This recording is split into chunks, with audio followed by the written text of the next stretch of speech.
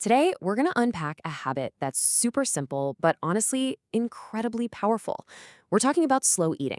And no, this isn't some new diet fad. It's really a fundamental shift in how you communicate with your own body.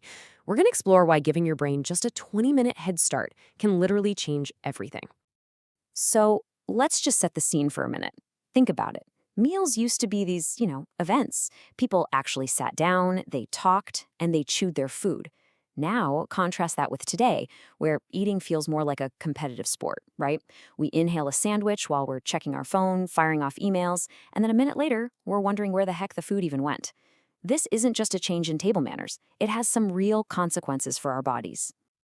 So, how do we get back to basics? Well, the answer is surprisingly simple. We just need to slow down. Think of it this way.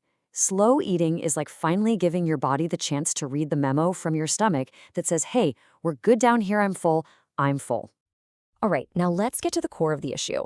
It really all boils down to a communication breakdown, a totally predictable, kind of frustrating delay between your stomach and your brain.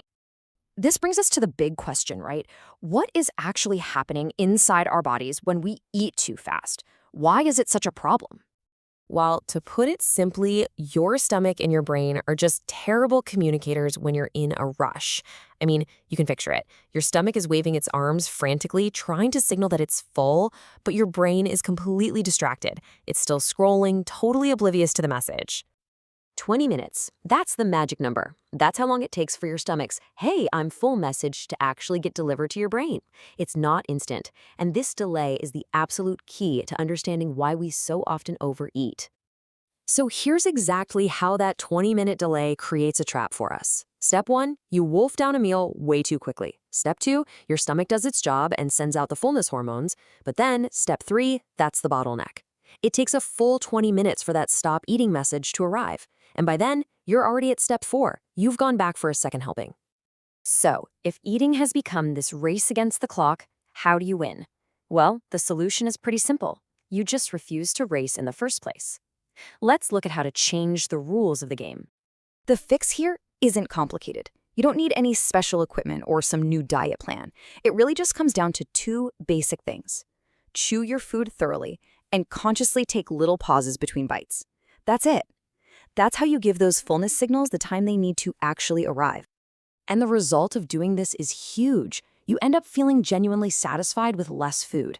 And the key word there is satisfied. It's not about feeling deprived. It's about letting your body's natural fullness system work exactly the way it was designed to. This quote just nails it. We so often think of weight management as this epic battle of willpower, right? But it's not. It's about being mindful enough to truly enjoy one cookie, to get all the satisfaction you need from it instead of mindlessly plowing through 6 and still feeling like something's missing.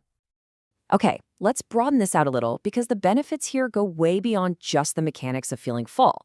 There's a whole other dimension to this, and that is the actual experience of eating. And this, honestly, is a massive payoff. When you slow down, you actually start to taste your food.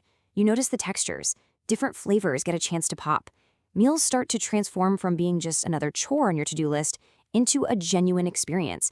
And when you're truly satisfied, you stop chasing that feeling by just eating more and more.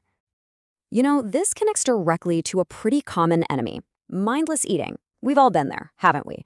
Your hand is on autopilot, just going back into that bag of chips or that bowl of popcorn long after your actual hunger has, left the building. That is the exact habit that slow eating helps you break. By simply paying attention, you learn to recognize that perfect sweet spot. It's the feeling of being comfortably full.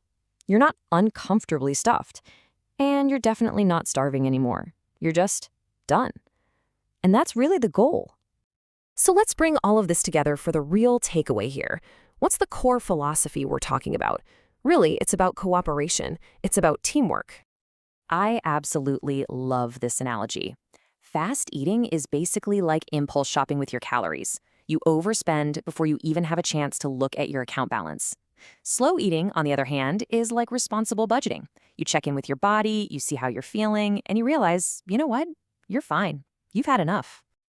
Now, it's really important to be realistic here. Slow eating isn't some magic trick that's going to melt fat overnight. That's not the point.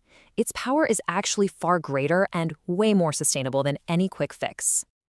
And here it is. This is the ultimate benefit. Slow eating allows your body and your brain to finally get on the same team, to work in sync, instead of constantly fighting each other. And that calm cooperation, that's what leads to lasting change, and it beats the frantic rush of speed eating every single time. So what's the first step? It's so simple. At your very next meal, just try it. And remember this final thought. The food will still be there in a minute. So please, just put the fork down. It's not going anywhere.